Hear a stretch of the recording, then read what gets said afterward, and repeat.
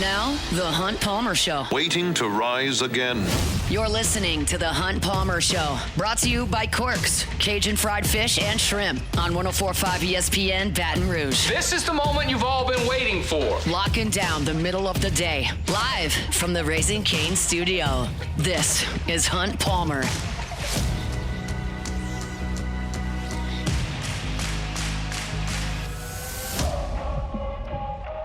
Hour 2, Friday edition of the Hunt Palmer Show, 104.5 ESPN Baton Rouge, working towards the weekend. We are just about there. If you are too, we'll get you to the finish line. If your workday is done, cheers. Our Friday show is brought to you by Corks, Cajun fried fish and shrimp. It's Lit and Friday. Get on by Corks. Get you one of those seafood po' boys. They are A+. A big weekend of SEC baseball. We'll talk about it a little bit later on in the hour. Travis Etienne went with the New Orleans media earlier today, one of the newest Saints, and it was a really cool press conference, really cool story. So we'll hear from Travis coming up later on in the hour as well. But yesterday, while we were on the air, news broke that 3 media members are filing suit against LSU. It's Piper Hutchinson of the Illuminator, it is Chris Nakamoto of WAFB, and Todd Horne of Tiger Rag Magazine, in an effort to have LSU open its books and reveal how they are compensating student athletes with taxpayer money. I told you yesterday on the air that as it was breaking, this is the first I've seen of it, so I need to find out more information. And I did that over the last 24 hours. I have heard from Piper Hutchinson. I watched Chris Nakamoto's piece on WAFB, and now get the opportunity to chat with Todd Horne, the other plaintiff in this case. He is, of course, the executive editor of Tiger Rag Magazine. Good enough to give us a little bit of time here on this Friday. Todd, thanks for the time. How are you? I'm doing good, guys. How are you? Doing quite well. So what I've gathered from listening to Piper is that she filed a Freedom of Information request in September that was denied by LSU, and that kind of started this process that we've gotten to here in mid-March. I'm curious what your timeline was like here and what your involvement is to this point as we have reached the point where you all have filed suit against LSU. Sure.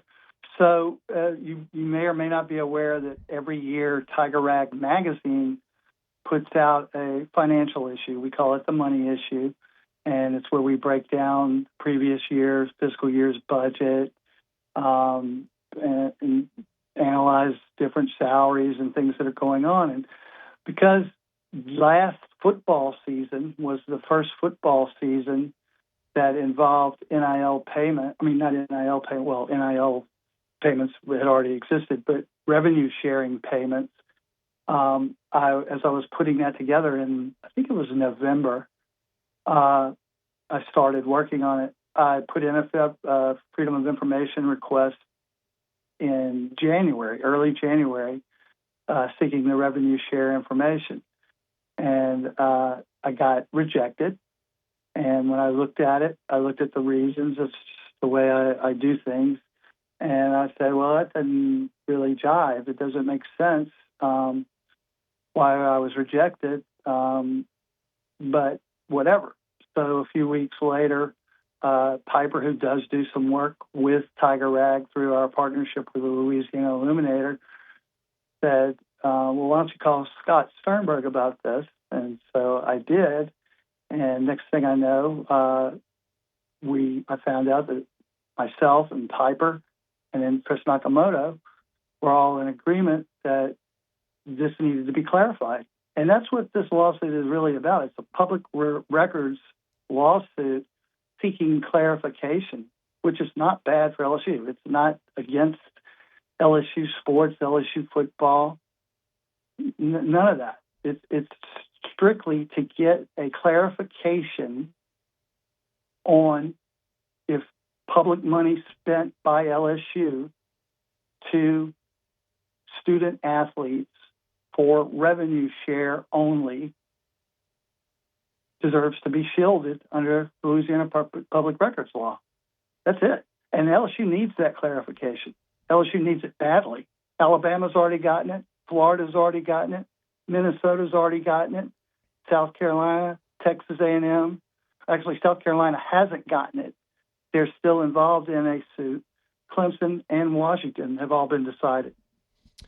I have not heard that, so that's new information for me. When you say that they've got it, you are suggesting that the money that the athletic departments for those universities you mentioned that has been distributed to student athletes has been clarified based on individual student athletes? That information is available? No, actually, I'm saying the opposite, and I apologize. Okay, yeah. I'm saying that Alabama denied the public request. All of them did, except for South Carolina, which is still in process. Okay. And the reason they denied it is primarily because of the trade secrets or competitive disadvantage rule. Okay, so we're on the same page there. Understood. So people have gotten requests. All these universities said, no, we don't want people to know that. And so that's where this stands. So LSU is not unique in that perspective. Well, the universities started the process just like ours. And then the courts in those states, I didn't hear you. You cut out. No, continue. I don't think I said anything there. The courts in those states said. The courts in those states said, well, in Alabama, they denied it because they said they don't have any documentation for it, basically, and I may be tearing that up because I'm not a lawyer. But Florida denied it, saying it's very clear, and this is the most important one, it's very clear under their state law that is an exception, does not warrant public records requests. So that's the most important one, is that they clarified their law. The biggest problem, Hunt, is that there's 50 different states that are governing college football right now, and that in and of itself is a potential, if not real, competitive disadvantage already. Okay, now this is the part that I kind of want to drill down on. This is what I want to understand y'all's perspective a little better. Everyone was allowed a maximum of $20.5 million in revenue sharing for this school year. The reporting that has been out there, and this is, I know that Tennessee did it this way, and I'm under the impression LSU did as well, is that 75% or $13.5 million went to football, 15% went to men's basketball, 5% went to women's basketball, and 5% went to everybody else. That was in line with the NCAA's settlement that was back paying players that they were ruled to have deprived from NIL money. So LSU did it that way, to my understanding. Y'all are interested in the individual athletes. Is that correct? Okay, so when you say y'all, I understand that, okay? There's three different journalists or individuals, myself, Piper Hutchinson, and Chris Nakamoto on this, and we're all represented by the same attorney. The unifying thing between us is that we were all denied, and we think the rules are weak. Okay. They need to be clarified because these are transparency laws that could open LSU up to a huge disadvantage, in my opinion. You know, people have asked, what's your motive? Are you trying to seek attention? Are you trying to draw things to you? Are you looking for clickbait? Are you whatever? Are you looking to scandalize LSU?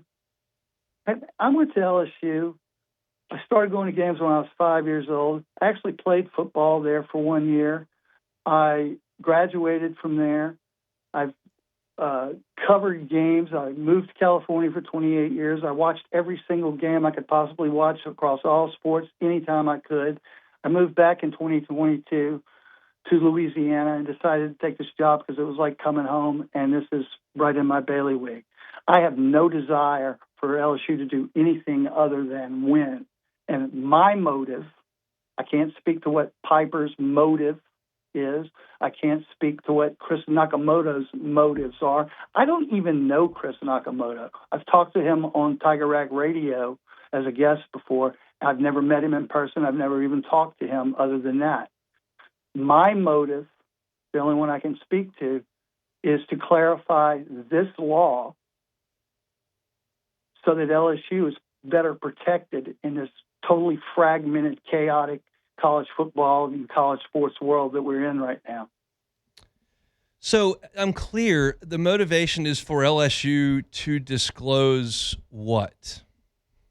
Well, the weakness is only within what we requested, and that is there's no exception listed for the public records law in the state of Louisiana, but LSU citing FERPA, competitive disadvantage, and NIL privacy laws. I personally, from my structural thinking background, think that is weak. But I would love for a judge to come in and issue a legal precedent, which is important, and say, no, that's real, just like they did in Alabama, just like they did in Minnesota, Florida, and all those other schools that we listed earlier. Why would I love that? Because it clarifies it for LSU and it protects them from future exposure. It clarifies what exactly? It clarifies the public records law in Louisiana that is, in fact, an exception. The reason that it's cloudy and murky is because the dollars spent on revenue share as opposed to NIL, the revenue share dollars come directly through LSU public funds. Every dollar that LSU generates or is funded by taxpayers, and I know I'm not dumb. I know that there are no taxpayer dollars specifically that are going into LSU athletics right now because they're self-generated. But unfortunately, the law says in Louisiana that if a dollar is run through the LSU athletic department, it has to be considered public funds. Public funds are what pay revenue share. So right now, revenue share is exposed until a judge right now issues a legal precedent saying that's not exposed, just like they did in Florida. Okay? Then the legislature who make the laws could come in and change the law and totally protect it. And that's my motivation. So is there any information at all that you're looking for? It's just you just want the precedent changed. And I guess the last piece here would be, and you're suggesting that would benefit LSU in what way? It would clarify the law so that it wouldn't be exposed. For instance, the USA Today or ESPN couldn't come in and file a public records request and get that information and create what's really would be a competitive disadvantage. I have zero interest in knowing what Sam Levitt or Jordan Seaton or anybody else. I'm speaking for myself, not for Piper or for Chris. I don't know what they think. I think that LSU needs to be protected and not exposed like they are right now. And I believe that LSU welcomes this clarity. It's an interesting thing, and again, I'm not an attorney, and it is difficult for me to get into all the legal ins and outs and what the laws declare and what money comes from where and what should be available and what's not. And I guess we'll find out in a court of law. Todd, I appreciate some time. Have a great weekend. You too, Hunt. Thank you. That's Todd Horne, the executive editor of Tiger Rag Magazine. All right, we'll step aside. I might react to a little bit of that and then come back and also talk a little bit about the SC baseball weekend to come. That's next. The Hunt Palmer Show. Lifetime Roofing, lifetimeroofingla.com is the website, lifetimeroofingla.com. Baton Rouge-based roofing company. They'll service the entire state of Louisiana plus over in Houston, but it's important that you trust your roofer, right? It's important that you trust your roofer because a lot of folks that are going through a potential roof replacement may have had some sort of significant incident. And that's something you can't take lightly, but maybe not. Maybe it's just a situation where you want to get an inspection, and Lifetime Roofing is happy to do that, but they're not going to just give you the most expensive price tag because you called them. They'll go up and inspect that roof. If you don't need anything done, they won't. If you just need a repair, they're happy to do that. Maybe you just need the thing tuned up, fortified, or maybe you need a brand new roof. Any discovery that they make, they're going to be fully transparent with you, and they'll be right here for any questions that you may have. Some roofing companies follow disasters and get as many roofs up as they possibly can, collect checks, and they're out of town. Not Lifetime Roofing. They're based right here in Baton Rouge. Their owners are right here from Baton Rouge, and they care about the community, and they'll be here to help in time of need or when you just need a new roof. And they can promise you that they're going to give you a lifetime workmanship warranty, which includes materials backed by certainty. Financing options, they got them 0% for up to 18 months. If you got a deductible you want to finance, they can do that as well. Check them out online at lifetimeroofingla.com, lifetimeroofingla.com. You're listening to The Hunt Palmer Show, brought to you by Corks, Cajun fried fish and shrimp.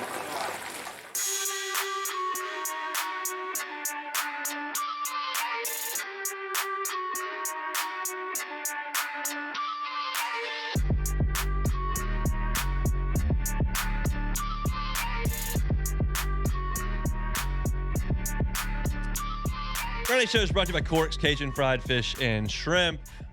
Appreciate y'all hanging out with us. CorksFishandShrimp.com is the website, CorksFishandShrimp.com. I've gone on Tiger Rag Radio with Todd a number of times. I've always appreciated his time, and I really appreciate his time coming on today on this Friday. I'm not an attorney, and as I told y'all yesterday, my bread is buttered on the field. I like watching games. I like talking about games. I like previewing games. I like talking about recruits and transfers. I'm not super wild about some of the things that we do have to talk about in here, and I'm not going to shy away from them. But it's certainly outside of my purview and expertise. That was a lot to take in, and candidly, not the way I thought that the interview would go. I had absolutely no intention of being contentious whatsoever with Todd. I wanted his side of the story. As I told y'all yesterday on the air, this was something I was going to need to learn about. I was not going to read that press release yesterday and fly off the handle. I do absolutely see a situation where if LSU is deemed to have to turn over the revenue sharing numbers of its players, where that could create locker room issues and it could create a competitive disadvantage with rivals in the conference who can now look at LSU's books and counter, because that's the world we live in college sports. Todd says he's not trying to determine that. He said he's trying to protect LSU and trying to make sure that ESPN can't come in and get that information, which to me is not at all what I would have expected him to say with the suit that is being filed. It also appears, and I lumped them in, said y'all, I just assumed three people who filed the same request and were denied the same way and who have been represented by the exact same attorney were kind of in lockstep, and it appears that that's not the case at this point. So you can draw your own conclusions, and I have no earthly idea how this is going to go in court. We've heard from an attorney that Preston talked about in the first hour saying that they believe that this will be granted. The suit will go in favor of the plaintiffs, and LSU will have to turn things over. I'm not sure how deep that goes, and I guess we'll react to that if and when it comes up. But it sounded to me like Todd was looking for a precedent to be set that protected LSU from this, which in my head, which is not an attorney's head, suggests that the intention would be to lose the case. But I don't want to speak for Todd. I'm doing my own talk show here and editorializing on that, and it's just not exactly what I envisioned that conversation going like. So I hope that it was informative for you, and I again, really appreciate Todd for coming on and giving his side of the story here on this Friday. Hunt, if you got pulled over by a cop and he said, I'm giving you a ticket so that you don't get one in the future, would you be happy with that? I don't want a ticket. Well, and that's... One time I was headed to Starkville and I got a ticket, and the same cop pulled me over like 2 miles later, and I went, "This is going to be so bad. I'm gonna go to jail." He can't get 2 tickets from one guy in 5 minutes, and he in front of me ripped the ticket up and handed it back to me. No way. Well, hold on. What Mississippi were you doing? trooper. What were you doing to get the second one? Same thing, speed. I think he pulled me over to rip it up, but I'm confident within 5 minutes of getting a speeding ticket that I didn't ramp it back up to 85. That's why I was like, goodness. So, I think he just pulled me over to rip it up. It was a weird deal. I was going to Starkville to cover a game. Yeah. The 2013 LSU game was on a Thursday. It was Odell Beckham and Jarvis Landry and all those guys, and they scored a ton of points. And got pulled over, and then they pulled me over right after that and ripped my ticket. So you didn't get a ticket? I did not. I got one. It was then ripped up. Okay. The original one was ripped up. I got a refund on the ticket. My dad always tells me, like, when they write the ticket, once they start writing it, they have to give it to you because like they're charged per ticket. So I guess that dude like took one for the team. Shout out to him. That is actually, you know what? It was a good story. Is actually getting pulled over and good news. You found one. Let's talk a little bit about LSU and Vanderbilt again tonight. There are two guys in these two lineups that I think are particularly important in this series.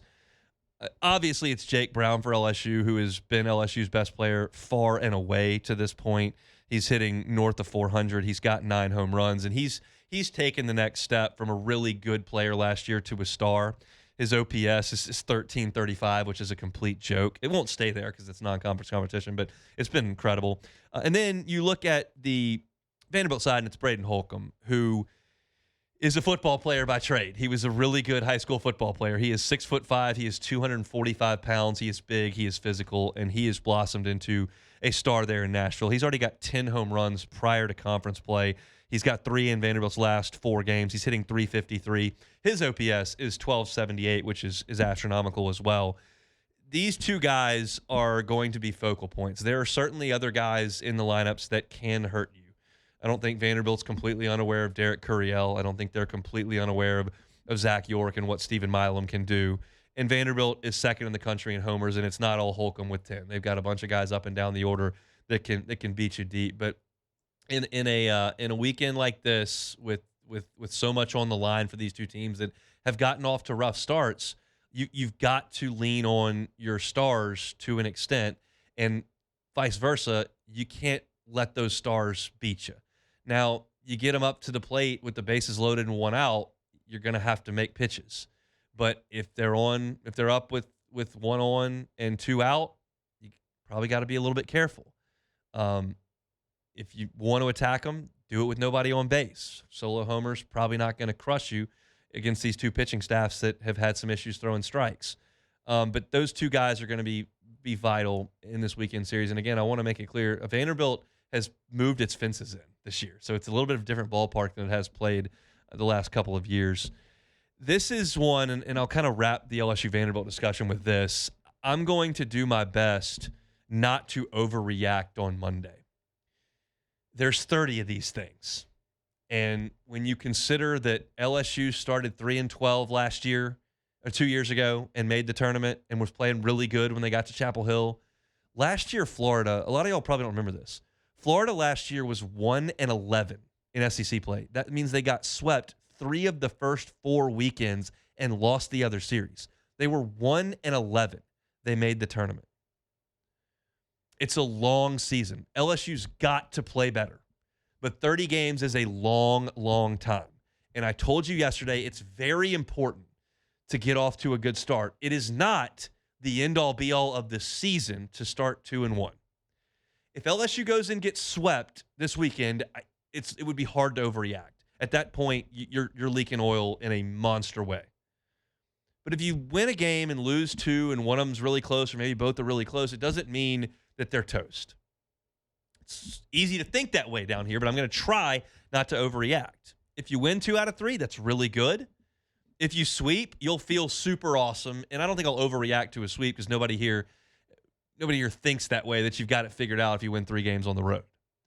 But if things go on the downside, you have to fight an overreaction with 27 league games to go.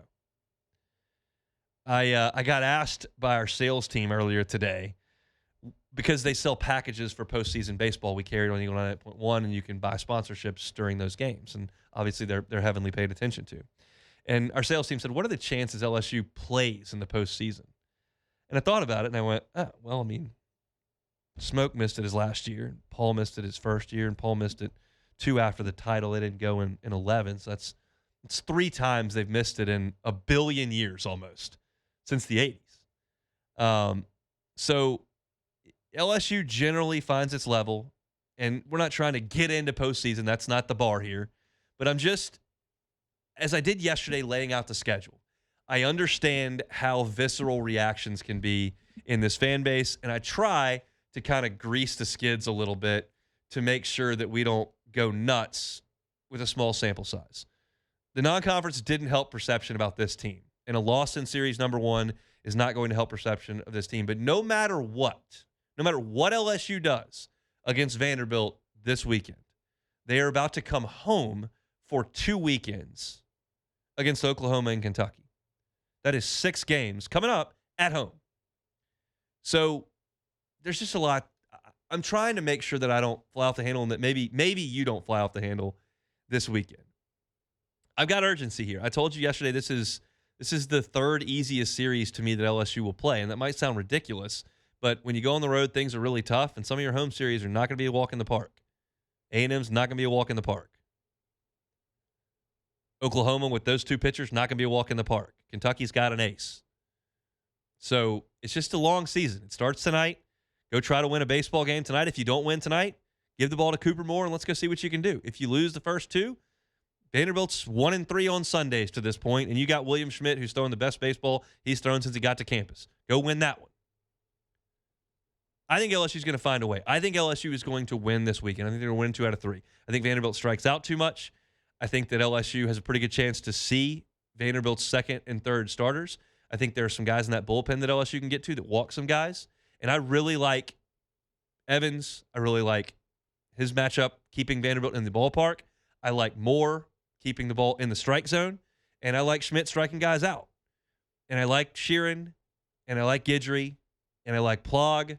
And I like Garcia. And I think that that's enough to go get a couple this weekend. And I think LSU will.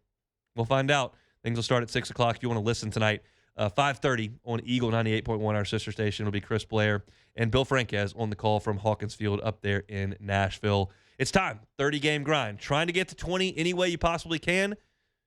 Feel like if you get to 18 or 19, you're in really good shape as well. Starts with 1. We'll see when LSU's first one comes. Hopefully it is tonight from Nashville. Take a time out. We'll talk some Saints. Travis Etienne had a great press conference today. We'll hear from him next. The Hunt Palmer Show. Swing Easy Golf Club in Baton Rouge. SwingEasyGCBR.com. You're knocking off of work. Time to play some golf. Go do it at Swing Easy Golf Club. Thinking, well, I like to listen to some tunes and I like to hang out when I'm playing golf. Let's have a couple of drinks. That's what you do at Swing Easy. They'll bring you a bucket full of ice with a bunch of beers in it, a bunch of seltzers in it. They got you covered there. Want to crank some tunes? They got a turtle box in all 3 rooms. Comfortable seating. Play TPC Sawgrass. That's where the pros are. I saw a pro make a quadruple bogey today. It was atrocious. Tom Hoagie. You can do better than that. Tee it up. See if you can beat Tom Hoagie on that hole. Try your luck on the Island 17th green. That's all part of the weekend activities over there at Swing Easy Golf Club. Go by and see them at Segan, at Perkins. You can get a tee time online at swingeasygcbr.com. Memberships are available as well. Segan at Perkins at Swing Easy Golf Club, swingeasygcbr.com. You're listening to The Hunt Palmer Show.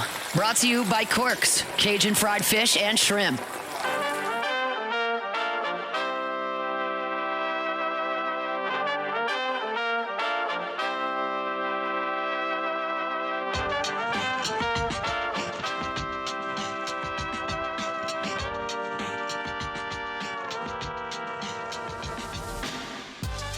Todd Gold and the Florida Gators are playing some good basketball. They just beat Kentucky, holding the Cats to 63 points on 36% shooting. Cats were 5 of 23 from deep.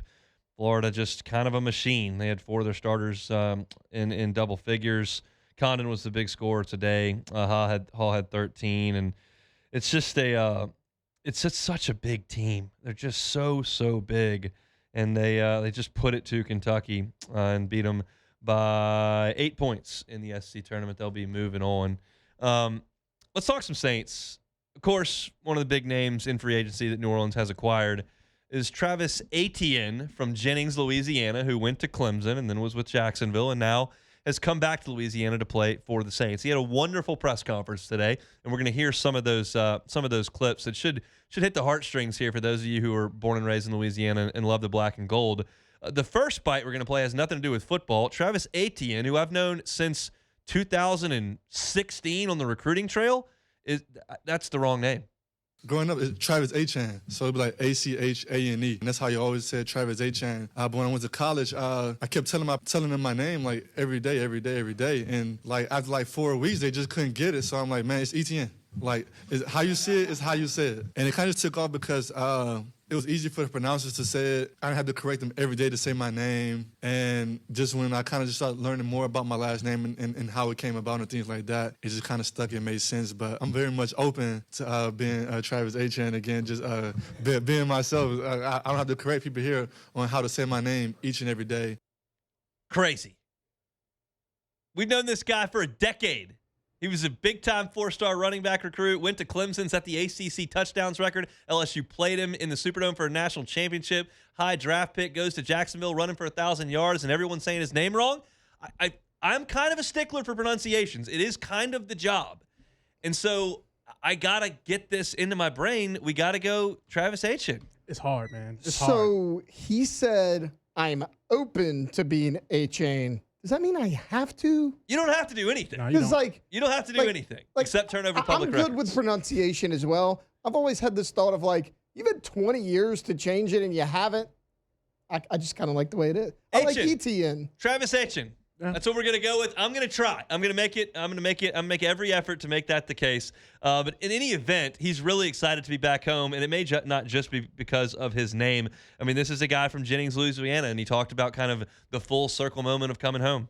I feel like I'm just a humble servant, honestly. Just from being from Jennings, a small town of 10,000. You know, people would tell you not to have dreams of being here in this moment. And for me to be here in this moment, I didn't have that person to look up to growing up to show me the way or to be able to reach out to be able to contact and just get advice from. You know, so I just want everyone to know that they can always reach out to me. I'm a real easy person to get in touch with. And just to be that person, just be that beacon for the community, to let kids know, man, never stop dreaming. You can do whatever you want to do. And me standing here in this moment is just a real reflection of that. And I just want to be a person for them that they can come to at any time whenever they think things are too hard. I like that. So I'm just here being a servant, honestly. That's a guy who's going to be involved in this community so easily. And it makes a lot of sense. How many small town kids are in this state that have aspirations of playing for the Saints, that have aspirations of being what Travis Etienne has become? There are thousands of them. And because of, I mean, just speaking on the history of this state, like, there's some that will live that dream. There's a lot of professional football players per capita from this part of the world, and Travis Etienne is just the latest to become a New Orleans Saint, and he spoke about looking up to the black and gold as a kid in Jennings. Going to my grandma and my grandpa's house each and every Sunday, we were watching the Saints, man. And just when Katrina happened, and you know how the city rallied behind them, and it's just to be a part of that, just to be a part of that history, and to come back here and just I feel like I've seen the highs of the Saints and seeing where we've been recently, and we just want to get back to where we was playing a high level of football. And I'm glad they believe in me to come in here and be a key piece of that. And I just want to thank everyone for that, you know. And I'm excited to see where we take it. You know, sky's the limit for us. He called the Saints we twice in the past tense when he didn't play for the Saints. I think that's cool. That's something. Now, college has changed. College football's changed a little bit, and money is a big driving force. But there's no, like, draft in college football. You get to pick where you go, and that's a big deal, and it's a we thing. It's a we mentality. That's really cool to hear it on the professional ranks from a guy who grew up watching this team every single Sunday. And, of course, when you're watching from small-town Jennings, watching the black and gold, they're in the Dome. It's one of the most recognizable buildings in this state. Put it up there with Tiger Stadium, the Capitol, and then whatever you see on Bourbon Street or certainly in St. Louis Square. But he gets to play his home games there now.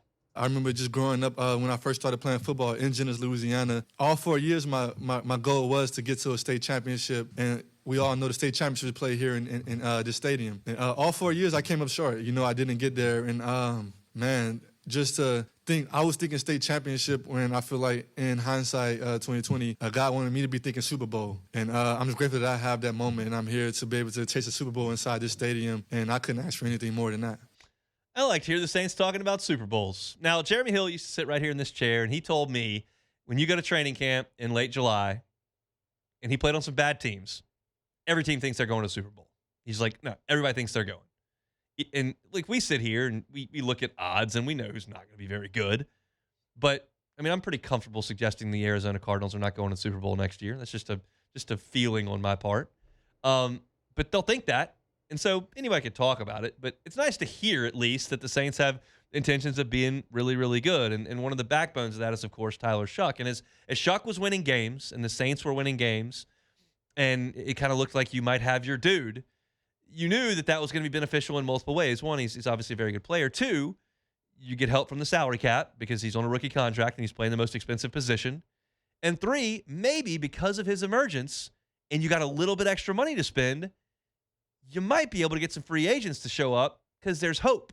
And Etienne talked about that, and I just said his name wrong. It definitely was a factor, but I mean, whenever the Saints reached out, I don't think it was nothing else that could have stopped me from coming here. Honestly, I wasn't thinking Saints pre-free agency because I didn't really know that. I didn't know like they had injuries or anything. But whenever the Saints came available, man, it was kind of like a no-brainer to me. So maybe not Shuck. Maybe just I got to come home. But Shuck is the foundational piece of what the Saints are building towards, and that's what Etienne talked about. After that, I did it again. Tyler, like you say, I feel like he's a great person. I feel like, and just talking with him and being with him last night, you could sense the hunger. You know, you could sense that he wants it for the city as well. And whenever you got just a building with the passion and the guys and the energy and like the things they're trying to get going around here, I feel like it's easy to just want to buy into that. And especially when you got a coach who's been to the Super Bowl, who's won a Super Bowl, and has a blueprint. You know, it's easy to get behind that. And I just want to get in there with the guys. You know, start building that chemistry for the season because whenever things get tough on that field, you're going to rely on that brotherhood that you built. That is such a refreshing quote because of where the Saints were a year and a half ago, where you had a lame duck coach that people didn't like, that didn't have a great relationship with the players. You had a quarterback that was in charge of the offense, who was getting in fight with linemen. And no matter what you think about Dennis Allen or what you think about Derek Carr and how well he coached and how well he played quarterback or how toxic he was or how toxic he was, like, no matter your thoughts on the matter, what's inarguable is that the culture within the organization broke down. It was just very, very obvious. And you hope, first and foremost, when a new coach comes in, that gets fixed. And the Saints did not have a great season last year. You're picking in the top 10 in the draft because you lost a ton of games. But if you can lay the foundation and set a culture, you can create an environment that, one, people want to go to work in, and two, people want to come be a part of. And Etienne maybe at this point wanted to come anyway because he's from Jennings, and we got that. But he was a free agent. This is not a trade. This is not a draft pick. He could pick, and he obviously took the phone call, took the meeting, and he's telling you that they've got a great culture inside the building, that the coach does have a blueprint, that has won a Super Bowl. And I think all that is important. And so this is just a very, very enlightening press conference. I bash on press conferences all the time, and I'm in the media. I realize the hypocrisy in that, but I feel that way because most press conferences suck. They're either agenda-driven or cliche-driven or in half-truths. Most of them are worthless. Some are good. Some are entertaining. The ones that are super entertaining, we hear a billion times.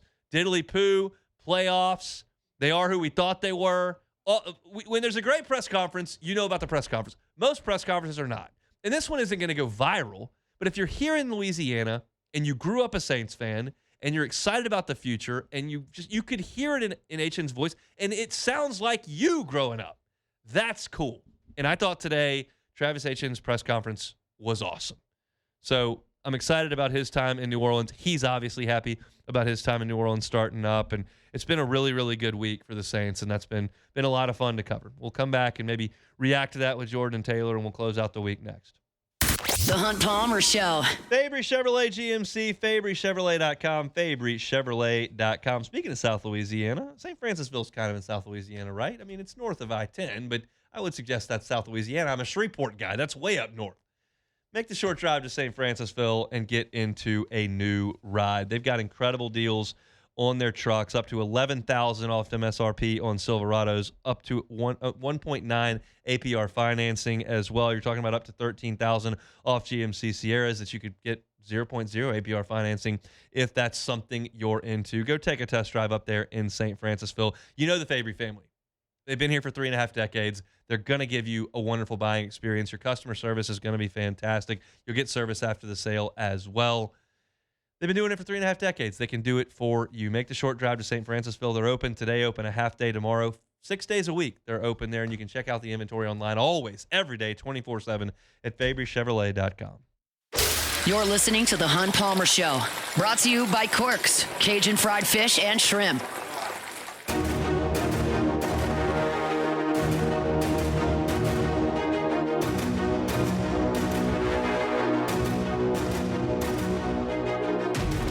Before we get out of here, let's give a shout out to One Bath and Closets. OneBathAndClosets.com is the website. David Duvall and his team, 30 years redesigning and remodeling bathrooms and closets. If you got one of those 90s style big old jacuzzi tubs that you don't ever use or that you haven't used in a while because it's broken, think of how much space that bathtub takes up. Get rid of it. Put in a walk-in shower. If you're going to already have a shower, it's a stand-in shower over there. Well, you can turn that into a linen closet. It's One Bath and Closets. David and his team can do an entire remodel of your bathroom if it's dated, if it's not functional, if you just don't like it. David and his team can help you with that. It starts with a consultation. That part's free. Just reach out to David at onebathandclosets.com. Have him come in and say what he can do for you. You want financing? They got it. 0% up to 18 months. Want a brand new tub? They can do it. Brand new shower? They can do it. Flooring? They can do it. Vanities? Got it. It's One Bath and Closets. They're licensed, bonded, and insured. They'll do it right the first time and leave the competition behind. They're online at onebathandclosets.com. Take it or leave it? Take it or leave it. Take it or leave it. Today's hottest stories in sports, news, and sometimes even Hunt's life. The question is, will he take them or leave them? All right, so we have to start it off with my favorite franchise to point and laugh at, the Atlanta Falcons. So the starting quarterback position for the Atlanta Falcons is officially up for grabs. So the general manager today, Ian Cunningham, told reporters, Tua knows he's coming to compete. Michael knows he's coming to compete. There's no starter at this time. So will Tua be starting week 1 for the Falcons? Take it or leave it? I will take it. I'll take it. Yep. I think he will be out of the lineup by October 1st. Okay. All right. I mean, what's the track record here? You think he's going to play the whole season? No, but I also just think Michael Penix stinks. How about this for a question?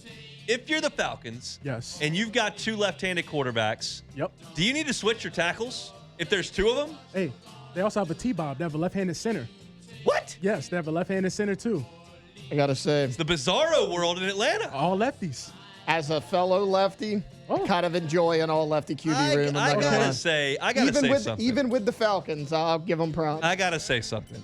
We're talking about the Falcons. Yep. We're talking about what's going on, and Jordan's got this grin on his face Oh, I love over it. there. I don't think he respects the Falcons this year. I don't mean- think he thinks this organization's headed in the right direction. I think he's talking trash. I think he thinks he's going to dominate the Falcons. Well, they're probably not going to have their elite pass rusher either. So, Man, please get him out the league. Listen, please. I'm watching that James Pierce trial. Get him watching. out the league. Get him out the league. Please get him out the league. I mean, Hunt, we're talking about a QB competition between Tua and Michael Penix. I feel great about what the Falcons got going on. We got Caden Ellis too. Like, it's just whatever they got going on. They love got it. Bijan. Congrats. All right. And they got a left-handed center. So congratulations to the Falcons. Speaking of quarterbacks, let's stay on the They got Minnesota a T-Bob. Vikings. Yeah, they got a T-Bob. The Minnesota Vikings have agreed to a 1-year contract with quarterback Kyler Murray.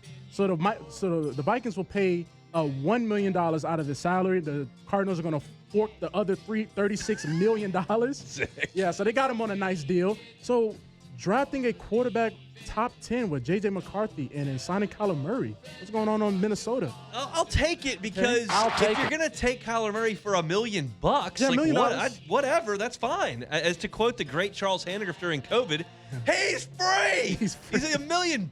Yeah, I'll take a quarterback for $1 million. He's a good athlete. He's won some games in the league. Like, I'm not taking him for $38 million, but one? Come on, I got room for you in Minnesota for that. Get you a Juicy Lucy. And also, they're going to do that. But at the same time, again, I know I just said the J.J. McCarthy thing, but how is that going to play out? Because everybody knows you bring Kyler in, it's pretty much like he's going to take the job. Like, there's no way you bring him in and think J.J. is going to. Well, I don't disagree with that. Like, let the best man win. I agree. I don't care about salary. Who's good at football? Put them They're in. only paying him $1 million too, so. Exactly. Yeah. Taylor? look, he was bad. There must be a lot going on behind the scenes because you see teams give first-round quarterbacks a lot of leash. Last year was technically his first year playing because he was hurt all last year. Then you're moving on quick. There must be some behind-the-scenes stuff we don't know about. How about the fact that he never threw the ball in college? What about that? Yeah, that's 1,000%. Just hand it off. Yeah, Blake Corn's pretty good. You know, They were. What was that game? Penn State, where He they was, ran not, it. he was like they 9 ran for it, 9. Well, they ran it like 31 times in a row in the second half. It was when Harbaugh was suspended and Sharon Moore was calling the plays. Yeah. Sharon Moore may not have known how to call a pass play, to be candid. I don't have a lot of respect for Sharon Moore's coaching acumen. I got a small sense that his decision making is questionable, and that Harbaugh might have been driving that bus. Just a theory I'm workshopping. Yeah, you know, we're just doing our part and just analyzing what's going on out there. We're not doing too much. Okay, Professional analyst. So to wrap this up, the Big 12 is making a transition from this glass LED court and going back to a traditional hardwood because players were seen slipping and falling. And one player from Iowa State he pulled his groin slipping on the court yesterday. So having a glass LED court for the Big 12 championship. Take it or leave it. I'm going to leave it.